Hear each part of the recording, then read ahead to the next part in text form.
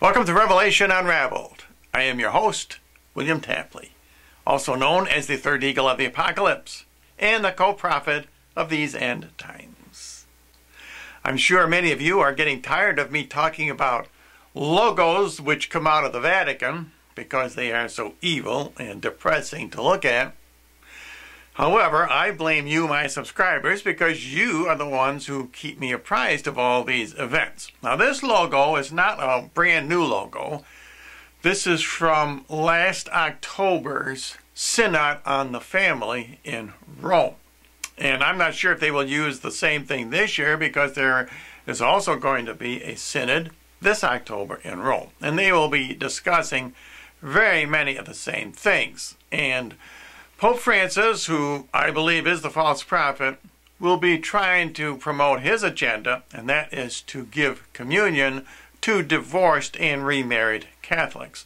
And this will bring about the abomination of desolation, and that will signal the time when all Catholics must flee their green field, as Jesus refers to the Catholic Church in the Olivet Discourse. Now, this logo has many of the features we have seen in previous logos. For example, the cross, notice, is, I guess you would say, destroyed or exploded. It's broken off into four pieces, and it is dominated by, I guess those are figures in the middle. They have round heads, maybe Charlie Brown type figures. And once again, you can't tell if those figures are male or female. There is no distinguishing form between them. There is a distinguishing color and a distinguishing size, but really they are almost identical. And if we look at previous logos, for example, the one for World Youth Day, in that image the cross is also exploded or destroyed. In fact, the bottom part of that cross is actually not part of the cross, it's part of the figure at the bottom. That is, of course, as I explained before, a combination of two Egyptian pagan symbols, the Egyptian cow goddess Hathor, and an Ankh cross. Now, getting back to the Synod of Bishops, family logo for last fall, maybe again for this fall, the non-distinguishing characteristics between the two figures is very similar to the logo we saw for the World Meeting of Families coming up in Philadelphia, in which all those figures are male. The four obvious ones and the three hidden ones. And it shows, really, in my opinion, gay marriage. So once again, looking at this October from last year's Synod of Bishops, that also, in my opinion, is not showing a family. If it is, where are the children? There are no children in that image.